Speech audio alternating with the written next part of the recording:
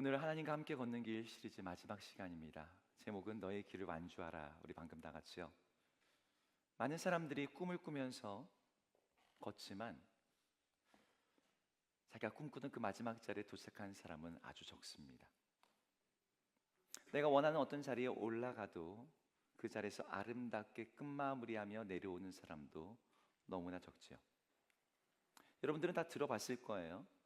이제는 스타트보다 중요한 것은 피니쉬를 잘하는 거라는 걸. 이게 상식이 된 이 시대의 지혜가 됐죠. 근데 문제는 스타트도 제대로 못 하겠는데 피니쉬를 어떻게 잘할 수 있을까? 이제 감이 안 오는 거예요. 우리 삶을 어떻게 아름답게 완주하고 우리의 삶에 주어진 하나님의 소명을 어떻게 이루어서 우리의 생애가 후회 없이 내가 다 이루었다라고 말할 수 있는 그런 삶을 살 수 있을까? 라고 묻는다면 사실 저에게 물어도 쉽지 않은 질문입니다. 저는 오늘 이 주제를 가지고 오늘 엘리야의 이야기로 하나님과 함께 걷는 이 시리즈 전체를 마무리하려고 해요. 여러분들이 엘리야는 익히 익숙한 이름입니다. 구약에서 가장 유명한 선지자. 하나님의 이름으로 3년 6개월 동안 땅에 비와 이슬도 맺히지 않을 것이라고 말을 했을 때 정말로 그 일이 그 땅 가운데 이루어졌어요. 이슬조차도 맺히지 않는 그런 시간이 3년 6개월이 지나갔을 때 여러분 밭은 정말 이제 말라서 다 부서지고 저수지나 강조차도 바닥을 드러내 쩍쩍 갈라지고 우물조차도 말라버리는 그런 가뭄이 계속되었습니다. 그런 시간을 3년 6개월 보내고 나서 엘리야, 이 모든 것을 예언했던 그가 다시 등장했을 때 모든 사람들이 그에게 주목하게 되었죠. 북이스라엘 왕 아합에게 당신과 이 정권이 모두 숭배하고 있는 그 바알이 참신인지 아니면 이스라엘의 여호와 하나님이 참신인지 우리가 함께 검증하고 내기해보자. 그래서 만나가자고 한 거예요. 아합은 바알의 선지자 450명, 아세라의 선지자 400명을 대동하고 이 엘리야와의 이 대결 장소, 내기 장소로 나갔어요. 갈멜산이었죠. 이때 엘리야가 제안을 했던 방법은 하늘에서 불이 내리는 신을 참신으로 하자는 거예요. 불의 응답. 그러니까 제단을 쌓아놓고 그 위에다가 재물을 딱 올려놓은 다음에 각자 자기 타이밍에 자신의 신의 이름을 부르자는 거죠. 그렇게 이름을 불렀을 때 불로 응답하는 신이 참 신이라고 인정하자. 근데 이 내기는 사실은 바알을 숭배하는 자들에게 아주 유리한 방식이었어요. 여러분 바알이 어떤 신인지 혹시 알고 있나요? 바알 어떤 신인지 혹시 아세요? 바알에게 붙여진 신의 이름이 있습니다. 바알은 천둥과 번개의 신입니다. 그래서 땅에 번개를 내리꽂음으로 인해서 번개가 땅에 치면 어떤 일이 일어나요? 땅이 화학 반응으로 전기 반응으로 인해서 질소가 되죠. 질소가 만들어지죠. 그래서 땅이 비옥하게 돼요. 그래서 바알은 천둥의 신인 동시에 땅을 비옥하게 하는 풍요의 여신 아세라와 한 쌍을 이룹니다. 천둥과 번개의 신이니까 이 바알이 뭘 잘 하겠어요? 번개를 내리꽂는, 하늘의 불을 내리꽂는 그런 신인 거죠. 그래, 너의 신의 주특기 가지고 한번 내기해 보자는 거예요. 근데 정작 당일이 됐는데 바알의 선지자와 이 사람들이 모여가지고 반나절 동안이나 춤을 추고 외치고 기도를 하고 그래도 응답이 없는 것 같으니까 자기 몸에다 막 칼로 막 상처를 내면서 바알 신을 부르는데도 아무 일이 일어나지 않는 거예요. 기다리다 못해 사람들이 이제 그만하자. 엘리야의 차례 됐어요. 엘리야가 기도하자마자 하늘에서도 불이 내려와서 제단은 물론이고 그곳에 사람의 힘으로는 태울 수 없는 물 12 항아리가 다 붙거든요. 그 물, 땅의 흙, 돌 모든 것을 불태우면서 이 불이 땅에 장렬한 거예요. 경악하는 백성들을 향해서 엘리야가 말합니다. 거짓된 우상으로 미혹했던 저 바알의 선자들을 잡아 죽이라고. 그리고 이 선자들을 제거함으로 인해서 이제 우상으로 물들였던 이 이스라엘 땅이 새롭게 될 것을 엘리야가 기대했어요. 영적인 갱신과 부흥이 일어나기를. 물론 엘리야가 불만 내린 거로 끝나지 않았죠. 엘리야는 또 뭘 했습니까? 3년 6개월 동안 메말라 있던 땅을 위해서 그가 기도할 때 이번에는 하늘에서 비가 내려요. 같은 날이에요. 그리고 메말랐던 땅이 다시 살아나는 일이 일어났습니다. 여러분 한번 생각해 보세요. 기도하는데 하늘에서 불이 내려와. 또 기도하는데 하늘에서 비가 내려와. 여러분 그 일을 여러분 현장에서 보는 사람들은 정말 와 진짜 하나님이 살아계시구나 이런 생각을 하지 않을 수가 없습니다. 우상에 매몰되었던 아합 왕조차도 그저 놀라고 두려워했어요. 그리고 이 모든 사건에 대해서 누구에게 이야기를 했냐면 자신의 아내 이세벨에게 가서 그 얘기를 했습니다. 그런데 여기서 반전이 일어나죠. 이세벨이 그 모든 이야기를 다 들었는데 이세벨의 반응은 놀라움과 두려움과 회개가 아니라 무엇이었냐면 자기가 믿는 바알신의 선지자들이 몇백 명이나 죽었잖아요. 여기에 대해서 분노하면서 엘리야를 향해서 사신을 보냅니다. 내일 이맘때 너는 반드시 죽게 될 거야. 군대를 보낸 것도 아니고 자기가 보낸 것도 아니에요. 그냥 사신을 보내서 메시지를 보낸 거죠. 다분히 정치적이고 어떤 주술적인 의미를 담아서 그 일을 한 거지만 엘리야는 그 말에 큰 어떤 위기감을 느꼈던 것 같아요. 바로 그날까지는 전날까지는 하늘에서 불 내리고 비 내렸던 능력의 선지자 엘리야가 이 말 앞에서 두려워하며 도망을 치게 됩니다. 어디까지 도망치냐면 북이스라엘의 영토를 벗어나서 남유다로 넘어갑니다. 남유다의 땅 맨 밑에는 브엘세바라고 이 광야와 이렇게 인접해 있는 광야와 붙어 있는 마지막 도시가 있어요. 그 브엘세바까지 내려간 거예요. 근데 그것도 모자라서 자기와 함께 있던 사환을 저 그 도시에 내려놓고 자기 혼자 광야로 들어가는데 그것도 하루길 25km 정도 더 들어갑니다. 그리고 거기에 한 로뎀 나무에 털썩 앉아가지고 하나님 넉넉하오니 내 생명을 거두어 가십시오 라고 탄식하며 나 죽여주십시오 라고 그렇게 엎드려 있는 거죠. 여러분 이게 지금 겨우 며칠 사이에 바로 불 내린 다음 날 도망가기 시작했거든요. 바로 전날까지 위대한 승리자고 위대한 선지자였던 엘리야가 하루 만에 도망자 신세가 된 거예요.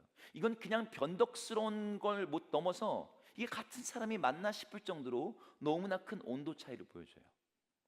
여러분 우리 이 장면을 보면서 우리는 질문하게 되죠. 뭐가 이 엘리야로 하여금 놀라운 하나님의 선지자에서 두렵고 걱정하고 근심하는 도망자로 전락시켰을까?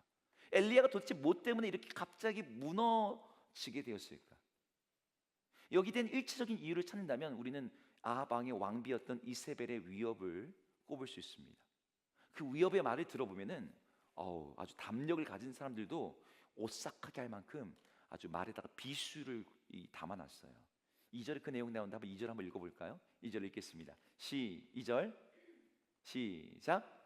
이세벨이 자신을 엘리야에게 보내어 이르되 내가 내일 이 맘때에는 반드시 내 생명을 저 사람들 중 한 사람의 생명과 같게 하리라. 그렇지 아니하면 주들이 내게 벌 위에 벌을 내림이 마땅하니라 한지라. 네, 이 말 어떤 말입니까? 아주 쉽게 말하면 너 죽을 거야. 너 반드시 죽일 거야.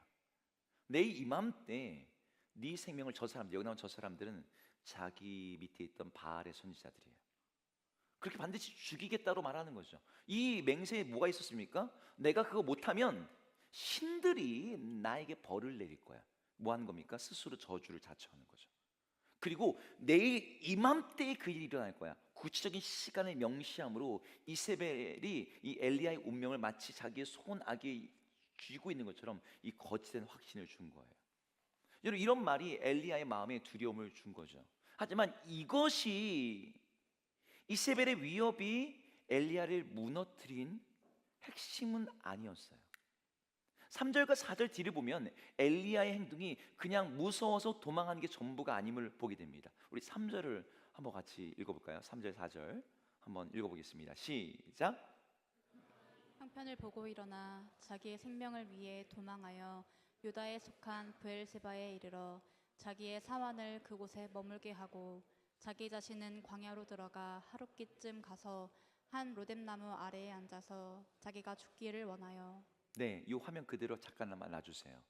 여러분, 맨 첫 번째 줄과 맨 마지막 줄이 모순되는 걸 보게 될 거예요. 처음에는 어떻게 했어요? 자기의 생명을 위해 도망을 갔습니다. 살려고 간 거죠. 근데 마지막 절은 어떻게 끝나요? 죽기를 원하고 있어요. 여기서 엘리야의 감정선이 바뀌는 걸 우리가 보고 있습니다. 처음에 살려고 죽기 싫어 도망한 거 맞아요. 그래서 저 남쪽의 브엘세바까지 내려간 거죠. 이세벨의 힘이 미치지 않는 그곳까지. 그런데 거기서 멈추지 않고 광야로 하룻길을 더 들어갑니다. 하룻길은 한 20-30km 정도 되는 길이거든요. 거기로 왜 들어갔을까요? 이세벨이 못 찾게? 꼭꼭 숨어라, 머리카락 보일라. 지금 그래서 들어간 겁니까? 아니요, 이 브엘세바도 이세벨의 영역을 이미 벗어났어요. 브엘세바까지는 살려고 간 게 맞아요. 하지만 거기서 광야로 또 들어간 것은 오히려 죽으려고 들어간 거죠. 엘리야가 광야로 들어갔다는 것이 죽으러 들어갔다는 것을 알 수 있는 힌트가 몇 가지 나옵니다. 우선 엘리야가 했던 말이에요. 엘리야는 하나님, 내 생명을 거두시옵소서, 이렇게 말을 하거든요. 자, 화면 치워주셔도 됩니다. 내 생명을 거둬주십시오. 말로는 죽는다, 죽고 싶어요 하지만 또 속으로는 아닐 수 있잖아요. 근데 정말 오늘 엘리야가 광야로 들어갔을 때 죽으려고 들어갔다는 것을 알 수 있는 또 다른 힌트가 있습니다. 결정적인 힌트는 그가 한 말이 아니라 그가 가지고 간 것들이에요. 그가 메마른 광야로 들어갈 때 종이 없습니다.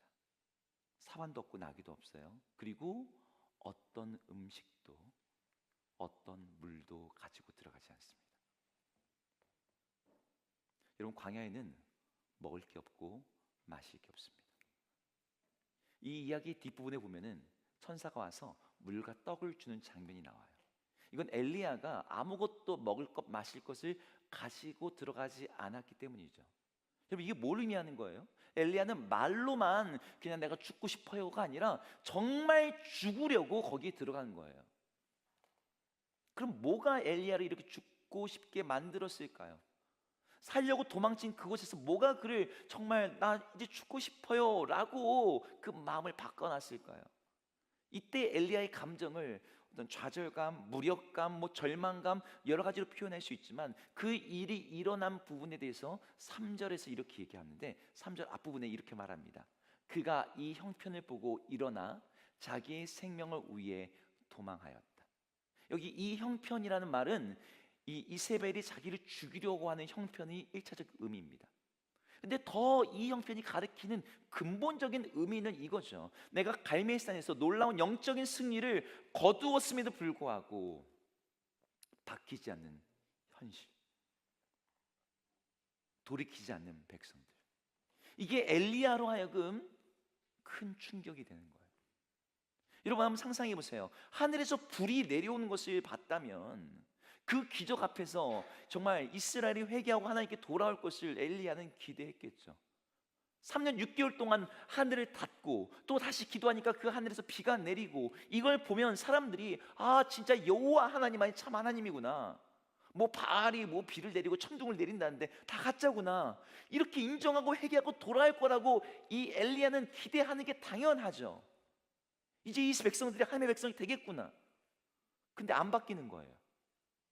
이세벨과 아합은 여전히 바알을 섬기고 있고 하나님의 선지자인 자기를 죽이려고 해요. 오늘 본문에 말은 안 나오지만 야, 네가 하나님의 불을 내리든 비를 내리든 아무 상관없어. 누가 참신인지 그거 하나도 중요하지 않아. 내가 너를 죽이고 난 다음에도 네가 그런 개똥 같은 말 계속 할 수 있을 거라 생각해? 내가 널 죽이려고 하는데 네 배에는 철판 달아났니? 내가 왕이고 내가 신이고 내가 법이야. 여러분, 이런 현실 앞에서 엘리야의 마음엔 그냥 두려움을 넘어서는 깊은 절망감이 드는 거죠. 불을 내리든 비가 내리든 사람들은 여전히 바알 신상 앞에 절하고 있고 이세벨은 자기를 죽이려고 하고 있고, 이런 상황에서 이 하나님의 뜻대로 살고자 하는 선자가 자기밖에 없다라고 하는 그 외로움, 그 고립감이 이 엘리야로 하여금 무너지게 만든 거예요. 아니, 이 정도로 하나님이 역사하시고 능력이 나타나고 기적이 일어났는데 사람들이 왜 안 바뀌지? 자신이 했던 모든 사역과 수고가 의미 없다는 생각이 드는 순간 엘리야는 더 이상 살고 싶은 마음도 들지 않게 되는 거죠. 4절에서 엘리야가 이렇게 말을 해요. 4절에 엘리야의 표현 한번 읽어볼까요? 읽겠습니다. 시작. 지금 내 생명을 거두시옵소서. 나는 내 생명들보다 낫지 못하니이다 하고. 여기 넉넉하다. 이 뭐가 넉넉하다는 걸까요? 네. 저는 이 대사 보는데 벌써 20년이 넘은 영화의 한 대사가 있었습니다. 친구라는 영화에 장동건이 칼을 맞거든요. 암살자가 와서 칼을 찌릅니다. 근데 이 사람도 두려워가지고 막 칼을 계속 찌르는 거예요. 명대사가 나오죠. 고마해라. 많이 먹었다. 아는 사람은 우리 권사님밖에 없습니다 지금. 이 충분한 뜻이에요. 저 할 만큼 다 했습니다. 이제 한계입니다. 더 못하겠습니다. 아니 하늘에서 불 내렸지 비 내렸지 여기다 뭘 더해? 뭘 더해야지 사람들이 바뀌는데? 그러니 하나님 제 생명 거둬가 주십시오. 여러분 이게 엘리야만의 이야기입니까? 여러분 사람들 모두는요 내가 노력했고 애쓰고 수고했던 것들이 바뀌지 않는 현실 앞에서 낙심하게 돼요. 여러분 교회 안에서 하나님이 헌신했는데 아무것도 변하지 않을 때 탈진이 옵니다. 제가 그런 목사님들을 마음이 꺾인 목사님들을 많이 뵀거든요. 여러분 그분들도 한때 하나님 위해서 큰 일을 꿈꾸고 열심히 기도하고 매일매일 전도 나가고 교회를 세우기 위해서 자신의 모든 걸 쏟아부었어요. 그런데 교회가 세워지지 않는 거죠. 새 가족이 왔다가 다시 가고 출석한 오래된 성도들도 여전히 어린아이처럼 머물러 있고 주변 지역은 슬럼화되고 미래가 보이지 않아요. 제가 그런 현장에서 목회하는 목사님들 보면 엘리야 같은 마음으로 하나님 넉넉합니다. 제가 할 만큼 다 했는데 이제 더는 못하겠습니다. 그래서 예배는 드리는데 다 죽어 있어요. 기도도 말씀도 찬양도. 그분들이 노력을 안 했어요 그랬을까요? 주님께 헌신을 안 해서 그랬을까요? 아니요 애쓰고 수고하고 자기가 할 수 있는 모든 것들을 다 했는데 안 바뀌는 거죠. 나아지지 않는 거죠. 애쓰고 수고하는데 바뀌지 않는 상황 속에서 우리 속에 질문이 있죠. 내가 뭘 더 해야 되지? 그 사람들이 이거 해보라 그럽니다. 그거 해봤어요. 뭘 해봐야지? 이거 해보래요. 근데도 안 바뀌면 자괴감이 드는 거죠. 그래서 근본적인 신앙의 질문이 나옵니다. 하나님이 역사하신다면, 하나님이 살아계신다면 어떻게 이럴 수가 있는 거지? 여러분 이런 질문을 여러분들도 갖고 있을 겁니다. 제가 여러 청년들을 만나서 상담하고 성도님들에게 별의별 이야기를 다 들어요. 한 청년이 목사님 제가 자소서 수십 번 쓰고 면접 10번 이상 봤는데 자소서는 이만큼 쓰고 그 중에서 골라서 면접 몇 군데 연락 와가지고 면접 갔는데 합격했습니다라고 자기한테 문자 주는 데는 한 번도 없었어요. 목사님 저 뭐 해야 될까요? 그냥 알바하면서 살아야 될까요?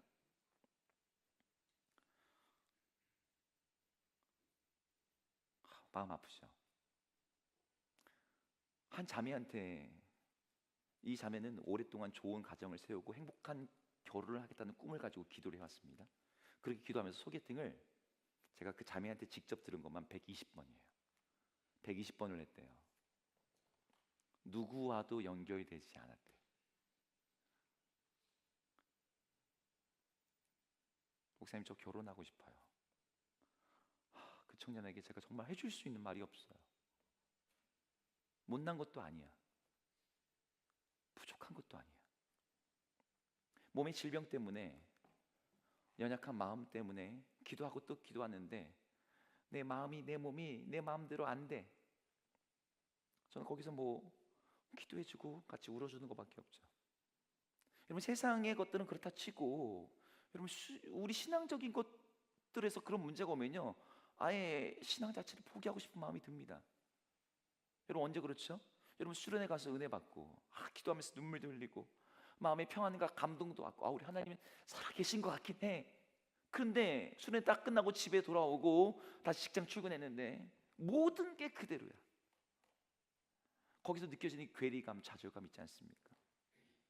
신앙적으로 엘리야처럼 열심을 내고 많은 일을 했는데 교회에서 하라는 거 다 했거든요. 기도하라고 해서 기도했고 훈련 받으면 변화된다고 해서 변화 받으려고 훈련 받고 숙제하고 과제하고 다 참여했어요. 그런데 그렇게 애쓰고 수고했는데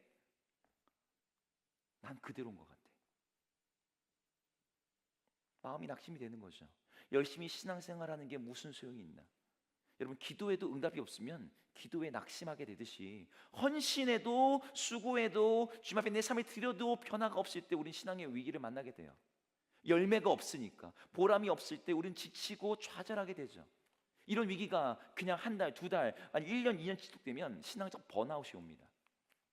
엘리야가 광야에 하루길로 들어갔을 때 그 광야에서 자기가 죽겠다고 어디에 누웠어요? 어느 나무에 누웠다고 나와 있습니까?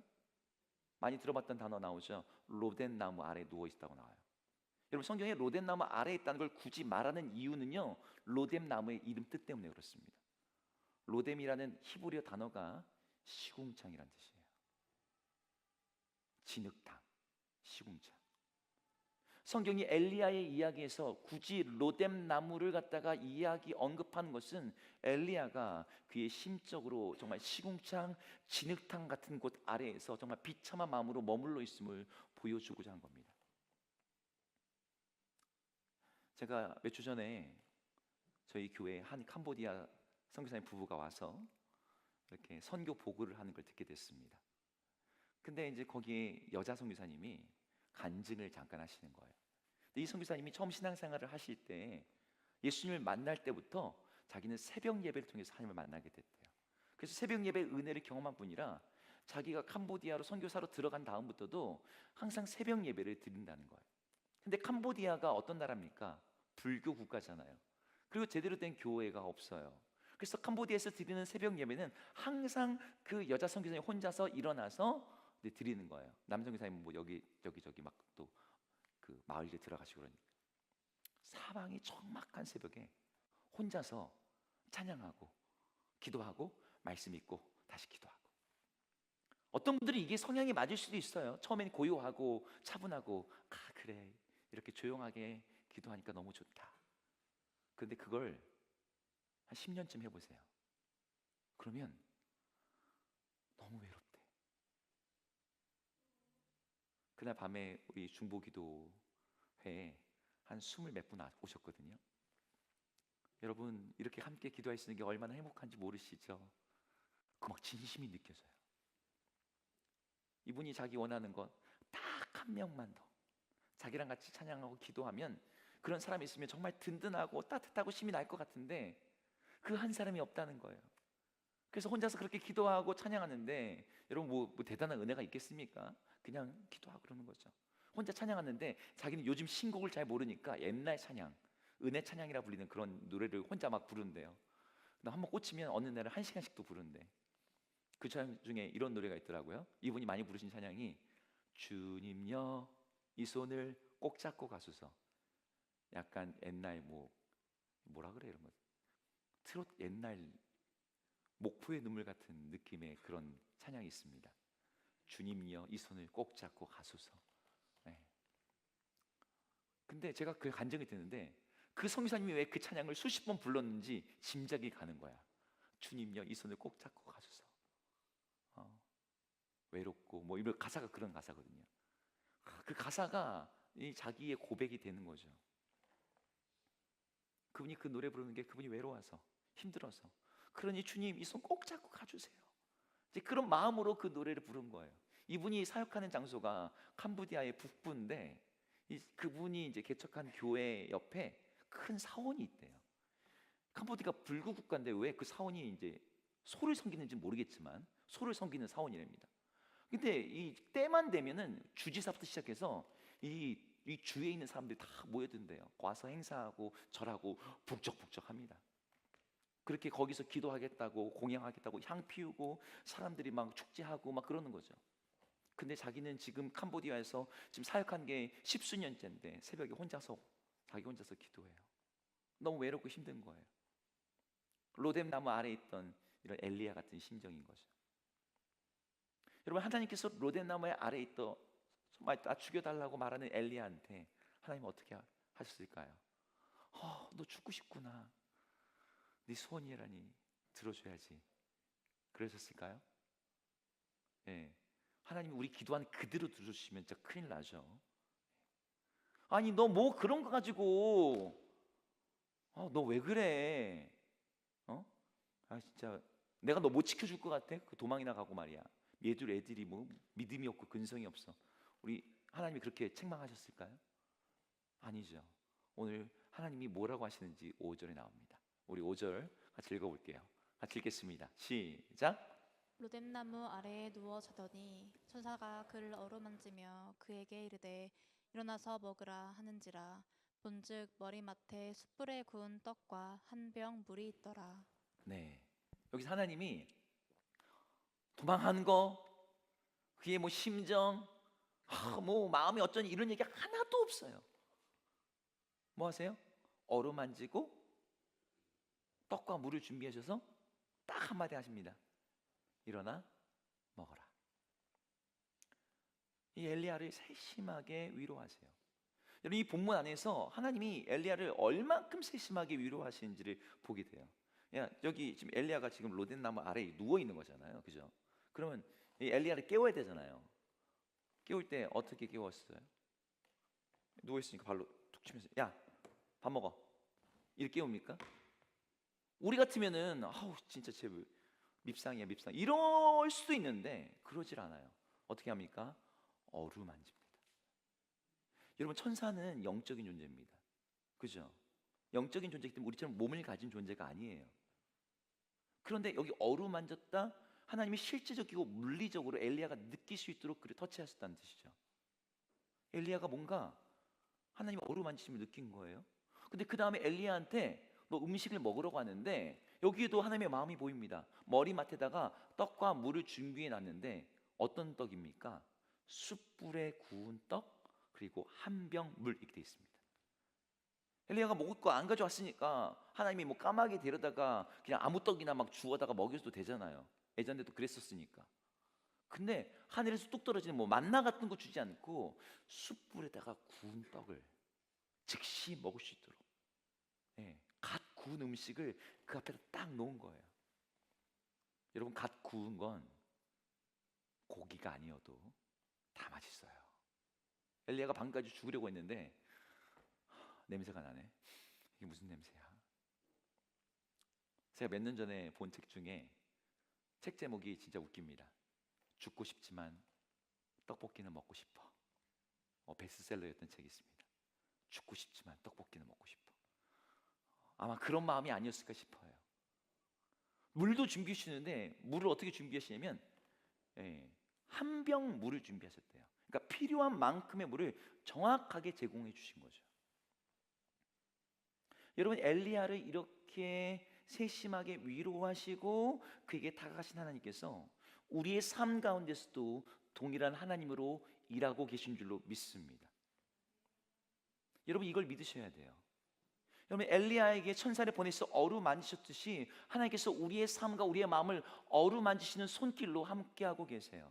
떡과 물을 준비하시듯이 우리를 위해서 준비하신 손길들이 있어요. 목사님 저는 없는 것 같은데요. 저는 저 힘들어서 누워있는데 발로 툭 치면서 말해주는 사람도 없는데요. 나 내 삶을 돌봐주는 사람 없다고 생각되면 여러분 저한테 전화하세요. 제가 숯불에 구운 고기까지는 몰라도 언제든지 밥 사줄게요. 하나님께서 엘리야에게 이렇게 떡과 물을 주시면서 반복적으로 하시는 말씀이 이거예요. 일어나 먹으라. 일어나 먹으라. 근데 그 7절에 일어나 먹으라고 말씀하신 이유가 나옵니다. 7절을 한번 같이 읽어보겠습니다. 7절 시작. 여호와의 천사가 또 다시 와서 어루만지며 이르되 일어나 먹으라. 내가 갈 길을 다 가지 못할까 하노라 하는지라. 아멘. 여러분 지금 이게 무슨 말입니까? 여러분 우리가 지금 엘리야의 상황을 알잖아요. 엘리야가 지금 여기 왜 와 있는지 알잖아요. 엘리야는 누가 봐도 지금 도망가던 중이었어요. 이세벨이 피해서 가던 길이었어요. 광야로 들어온 건 죽으려고 들어온 거였어요. 도망하는 길에 있었고 수치스러운 길에 있었고 그는 절망의 길, 죽음의 길 한가운데 있었습니다. 그런데 하나님은 너의 길은 도망가는 길이라고 얘기하지 않고 내 갈 길을 네가 완주해야지. 그래서 엘리야의 지금의 상황과 그 자리와 그 여정을 다른 의미로 새롭게 규정을 해주고 계시는 거예요. 넌 지금 도망하는 길이 아니야. 넌 지금 들어온 길이 아니야. 내가 너와 함께하고 있고 너의 길을 완주해야 돼. 그 길은 나중에 나오듯이 하나님의 산 호렙으로 가는 길이고, 그가 다시 소명을 받고 다시 엘리사를 비롯해서 하나님의 사람들을 세우는 그 일이었어요. 그래, 네가 잠깐은 힘들고 정말 마음이 어렵고 그럴 수 있어. 하지만 너는 다시 일어나게 될 거야. 다시 걷게 될 거야. 너는 그 길을 완주하게 될 거야. 내가 그렇게 할 수 있도록 네 옆에 함께 있을 것이고 함께 걸을 것이고 너에게 먹을 것과 마실 것을 줄 것이다. 여러분들에게 이 하나님의 음성이 들리는 그런 은혜가 있기를 주의 이름으로 축복합니다. 하나님은 낙심한 자들을 일으켜 세워주시고 좌절한 자들을 붙들어 주시는 분이에요. 여러분, 애초에 엘리야가 낙심했던 이유가 뭐였습니까? 자기가 그렇게 노력해도 바뀌지 않는 그 북이스라엘의 그 영적 현실 앞에서 낙담이 되었죠. 하지만 갈멜산에서 불이 내리고 비가 내렸던 기적은 엘리야의 능력 때문이 아니라 하나님께서 하신 일이었어요. 여러분, 우리가 수고한 것들이 열매 맺는 시점, 그것들이 만들어내는 변화의 속도는 우리들의 손에 달려있는 것이 아니라 하나님의 손에 달려있는 것입니다. 엘리야가 그것을 알았다면 그렇게 쉽게 이세벨의 위협에 무너지지 않았을 거예요. 하지만 혹여라도 무너질지라도, 넘어지고 좌절하게 될지라도, 내가 이제 죽겠구나라는 마음이 들게 될지라도, 여러분, 우리의 삶이 거기서 끝나지 않습니다. 오늘 엘리야가 자기의 마음을 하나님께 고백하거든요. 하나님, 저 죽여주세요. 저 살 수 있는 힘이 없어요. 근데 여러분, 그 마음까지도 하나님이 듣고 계시는 거죠.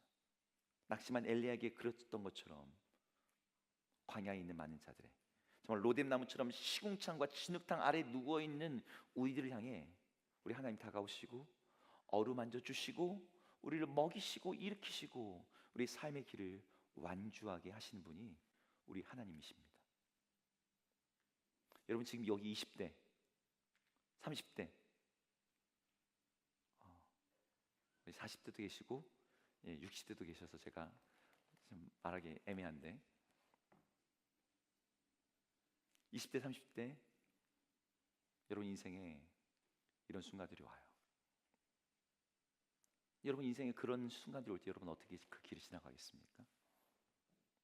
여러분, 이번 시리즈 설교 제목이 뭐였죠? 하나님과 함께 걷는 길입니다. 여러분, 우리의 삶을 완주할 수 있는 유일한 방법은요, 그 하나님과 함께 걷는 것밖에 없어요. 세상에서도 이런 속담이 있죠. 빨리 가고 싶으면 혼자 가라. 하지만 멀리 가고 싶으면 함께 가라. 여러분들 어디까지 가고 싶으세요? 여러분의 꿈은 얼마나 멀리 있습니까? 여러분들이 거기까지 가고 싶으면 함께 가야 돼요. 누구와? 좋은 사람과, 좋은 공동체와, 좋은 동역자들이 필요하겠죠. 하지만 여러분의 인생에서 궁극적으로 여러분들을 정말 붙들어주고 여러분들의 모든 삶의 끝까지 인도하시는 분은 여러분의 부모도 아니고 여러분의 친구도 아니고 궁극적으로 하나님 한 분입니다.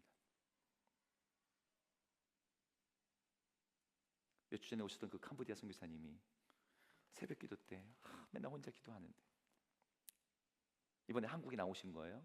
그래서 저희 기도 한번 들리신 거죠.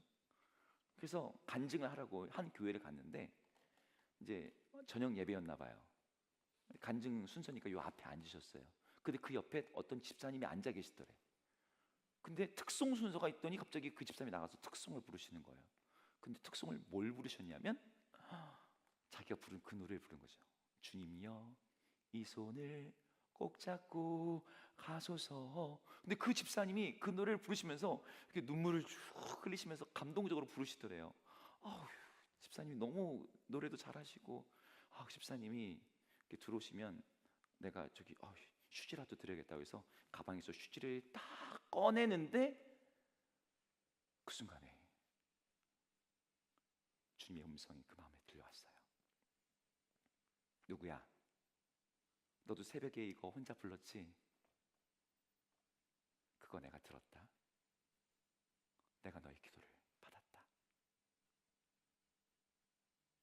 특성을 이렇게 부르는데 갑자기 눈물이 왈칵. 그때는 혼자인 줄 알았죠. 아무도 없어 외로웠어요. 하나님 듣고 계셨대요. 하나님 받으셨대요. 그 긴 시간 동안 기도해도 아무도 듣지 않고 아무도 변화도 없는 것 같았는데 아니었던 거죠. 하나님 듣고 계셨고 하나님 함께 계셨고 하나님 받고 계셨대요. 그 특송하는 분 주려고 휴지를 꺼내셨는데 자기가 눈물이 너무 나서 그 휴지를 자기가 다 썼대.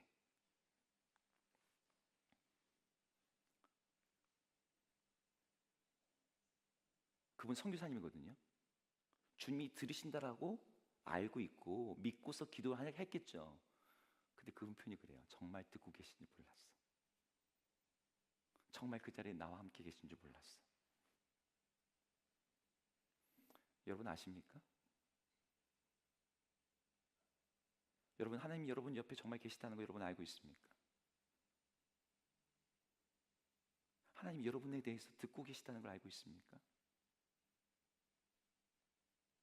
아무도 들어줄 수 없고 아무에게도 말할 수 없을 것 같은 여러분의 상황을 우리 하나님이 듣고 계시고 알고 계시다는 것을 여러분 정말로 알고 있습니까? 로뎀나무 아래 내 인생의 시궁창 진흙탕 같은데 들어가서 그냥 여기서 죽나 보다 그러 싶은 그 자리에서도 우리 주님이 엘리야를 어루만지고 그를 위해서 음식을 차리시고 그를 다시 일으켜 세우셨어요.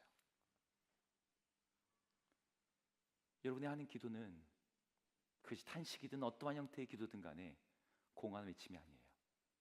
여러분들이 좌절하고 낙담해서 하나님께 따지듯이 하는 기도일지라도 하나님께서 그 마음을 보시고 들으십니다. 우리가 낙심할 때가 있어요. 변하지 않는 현실 속에서 이렇게 하는 게 무슨 의미가 있나, 무슨 가치가 있나 라는 마음이 들 때가 있어요. 하지만 우리 하나님 일하고 계십니다. 하나님이 이 뒤에 엘리야에게 말씀하세요. 바알에게 무릎 꿇지 않은 자들이 수천 명 더 있다. 아합과 이세벨의 씨를 변하지 않는 것 같이 내가 네 뒤에 또 다른 한 사람을 세울 것이고 내가 다른 민족을 일으킬 것이고 그를 통해서 그 집안 전체를 내가 심판할 거다. 여러분들이 믿음의 길을 걸어가면서 잠깐 힘들고 주저앉고 싶을 때가 있을 거예요. 여러분 그때 잠깐 앉아도 괜찮습니다. 근데 여러분들이 한 가지만 기억했으면 좋겠어요. 우리 주님이 함께 우리와 계신다는 것. 그래서 그분과 함께 걷는다면 그분은 힘 주시고 우리를 먹이시고 우리를 일으키시는 분이라는 것. 우리 모든 청년들이 이곳에 함께 예배드리시는 분들이 그 주님과 함께 여러분의 인생의 길을 걸어가며 하나님이 주신 사명을 완주하는 여러분 모두가 되기를 주의 이름으로 축복합니다. 아멘.